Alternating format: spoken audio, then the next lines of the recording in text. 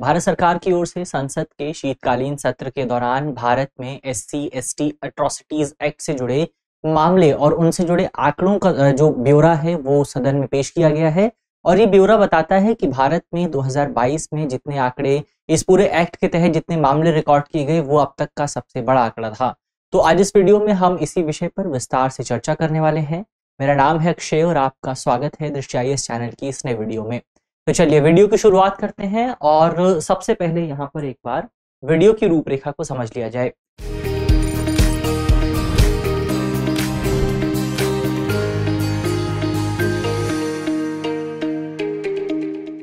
तो वीडियो की रूपरेखा में हम खबर पे बात करेंगे, खबर के बाद इस पूरे मामले को लेकर के आंकड़े क्या बताते हैं उनको समझेंगे। इसके साथ ही भारत में एससी एसटी समुदाय के संरक्षण के लिए किस तरह का लीगल फ्रेमवर्क मौजूद है उस पर बात करेंगे।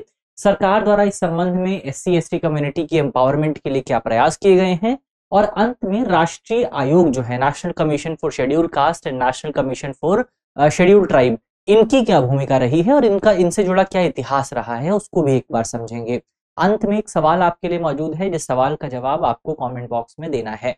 तो ये हमारी वीडियो की रूपरेखा हुई। इसके अलावा ये जो पूरा टॉपिक है आपका जीएस पेपर 2 से जुड़ा हुआ है और आप इसे एससी एसटी कम्युनिटी से संबंधित मुद्दों इस खंड से जोड़ करके देख सकते हैं। चलिए सबसे पहले यहाँ पर डिटेल से अगर इस खबर को समझा जाए तो खबर आपकी सरल सी यही है कि केंद्र सरकार की ओर से शेड्यूल कास्ट एवं शेड्यूल ट्राइब यानी कि एससी एंड एसटी अत्याचार निवारण अधिनियम के तहत जो मामले दर्ज होते हैं उनको लेकर के आंकड़े पेश किए हैं सदन के भीतर। और ये आंकड़े बताते हैं कि भारत में एससी एसटी कम्युनिटीज को लेकर के जो पूरा एक्ट है उसके तहत मामलों की संख्या में आपको बढ़ोतरी नजर आ रही है। सवाल ये उठता है कि आखिर इस बढ़ोतरी के कारण क्या हो सकते हैं। तो जो तर्क यहाँ पर केंद्र सरकार की ओर से पेश किए गए वो रहा कि भारत में अब इस पूरे एक्ट को लेकर के जागरूकता धीरे धीरे आपको बढ़ती हुई नजर आ रही है। लोग इस एक्ट को लेकर के जागरूक हो रहे हैं, उनको पता है कि उनके पास इस तरह की कोई शक्ति मौजूद है। तो अगर उनके साथ किसी तरह की घटना होती है, किसी तरह का भेदभाव होता है, तो फिर उस भेदभाव के खिलाफ वो कानून को इस्तेमाल करना भी जानते हैं। तो एक तो यहाँ पर जागरूकता बढ़ रही है, दूसरा व्यापक प्रचार भी देखने को मिल रहा है। केंद्र सरकार का यह दावा है कि केंद्र सरकार की ओर से भारत में एससी एसटी कम्युनिटी के बीच में इस पूरे कानून का काफी ज्यादा प्रचार किया गया है। और ये भी एक रीजन है कि भारत में आंकड़े आपको बढ़ते हुए नजर आ रहे हैं क्योंकि ज्यादा रिपोर्टिंग आपको देखने को मिल रही है। और तीसरा कारण यह है जो कि सरकार ने बताया है कि भारत में जो पुलिसकर्मी है उनकी कैपेसिटी बिल्डिंग भी यहाँ पर सरकार की ओर से की गई है। खासतौर पर उनका सेंसिटाइजेशन जो है वो एससी एसटी कम्युनिटी के प्रति किया गया है। तो ये तमाम जो आपके कारण रहे, इन्हीं कारणों का परिणाम है कि भारत में आपको सबसे ज्यादा आंकड़े इस बार जो है देखने को मिले हैं। तो ये तो हमने खबर पे बात की। खबर के बाद आप थोड़ा सा डेटा पर नजर डालते हैं। तो डेटा जो है ये डेटा आपका एनसीआरबी का डेटा है। एनसीआरबी की फुल फॉर्म होती है नेशनल क्राइम रिकॉर्ड ब्यूरो। तो नेशनल क्राइम रिकॉर्ड ब्यूरो का डेटा यहाँ पर सरकार ने पेश किया है।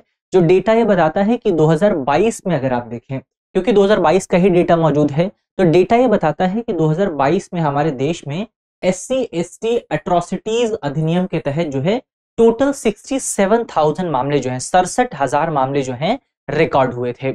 इसमें भी अगर आप देखें तो आपका शेड्यूल कास्ट के खिलाफ जो मामले दर्ज हुए थे, अनुसूचित जाति समुदाय के सदस्यों के खिलाफ जो मामले दर्ज हुए थे, उनकी संख्या तकरीबन 57,582 के आसपास थी।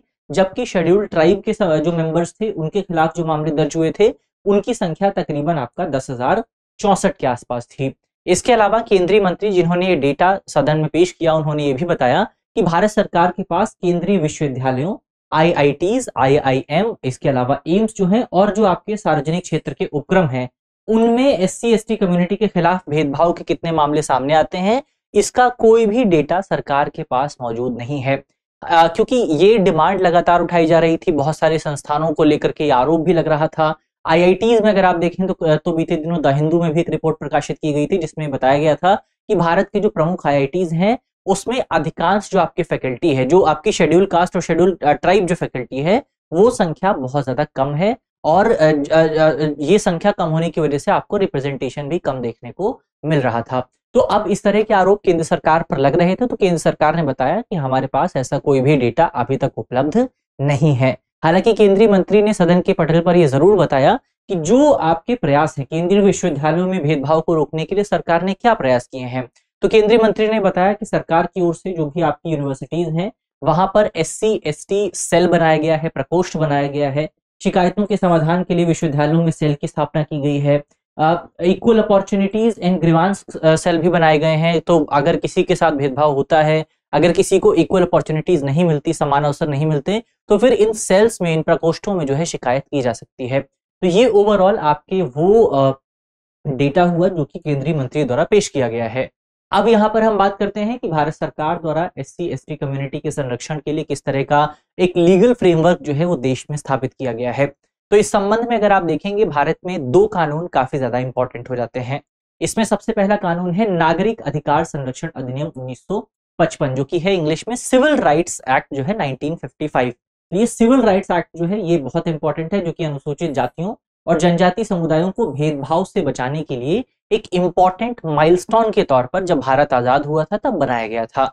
इसके बाद एक नया कानून आता है भारत में 1986 के आसपास, 1989 के आसपास, जिसका नाम है अनुसूचित जाति और अनुसूचित जनजाति अत्याचार निवारण अधिनियम 1989।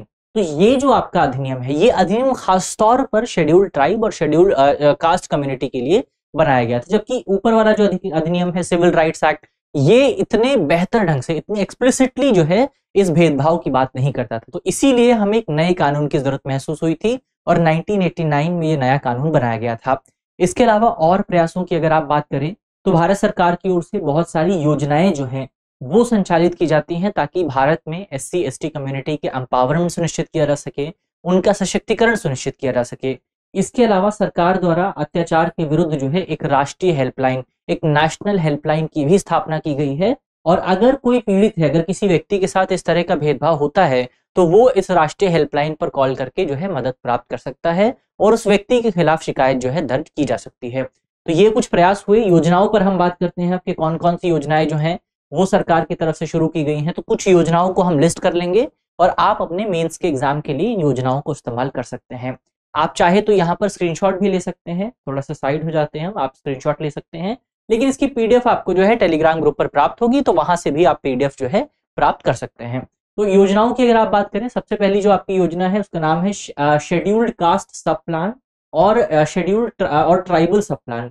तो ये जो शेड्यूल्ड कास्ट सब प्लान है और जो ट्राइबल सब प्लान है, ये ओवरऑल बेसिकली आपका शेड्यूल्ड कास्ट, शेड्यूल्ड ट्राइब समुदाय के कल्याण के लिए अलग अलग आपके जो क्षेत्र हैं, जैसे शिक्षा हो गया, स्वास्थ्य हो गया, अवसंरचना हो गया, इंफ्रास्ट्रक्चर हो गया, इन पर यहाँ पर वित्तीय आवंटन और वित्तीय सहायता की बात करता है।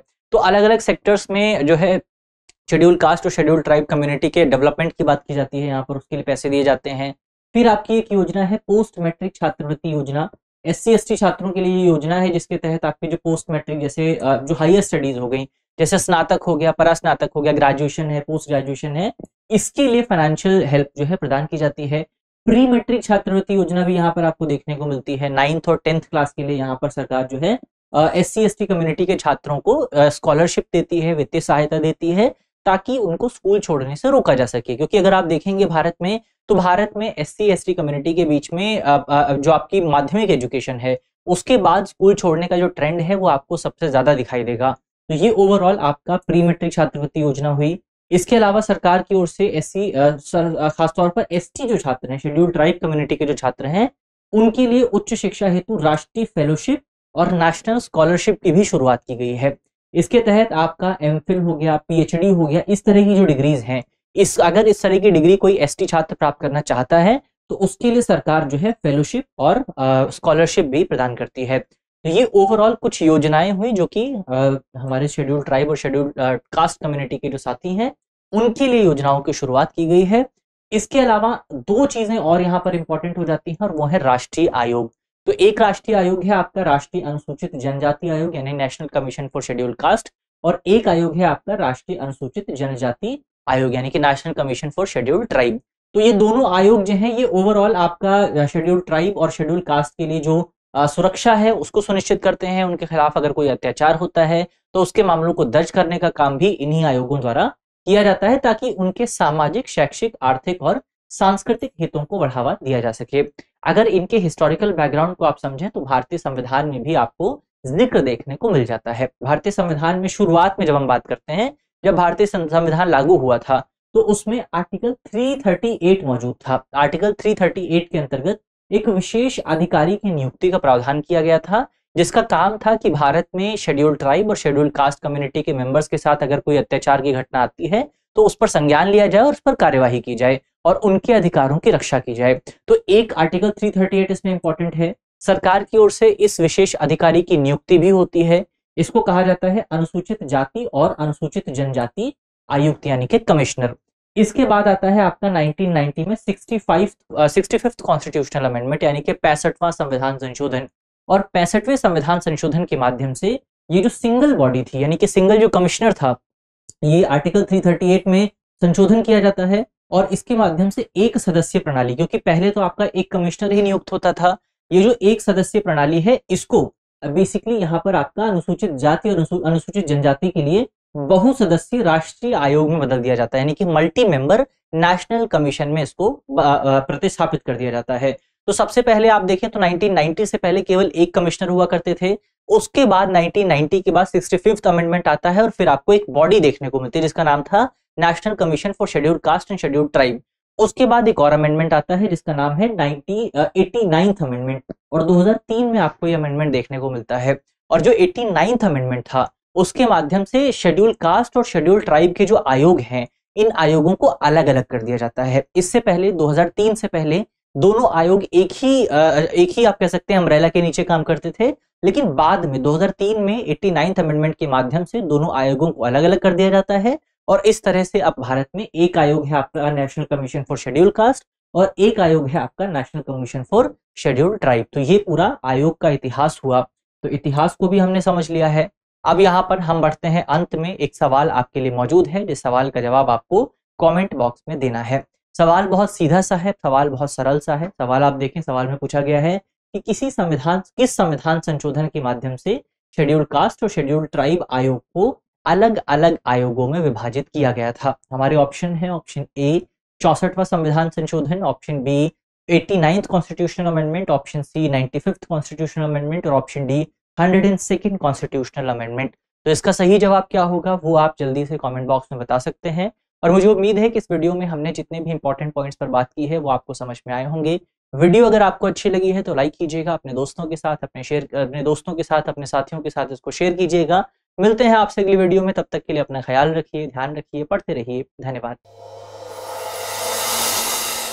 डियर व्यूअर्स, अपने एग्जाम की तैयारी को और बेहतर करने के लिए हमारे चैनल को लाइक, शेयर और सब्सक्राइब करना न भूलें।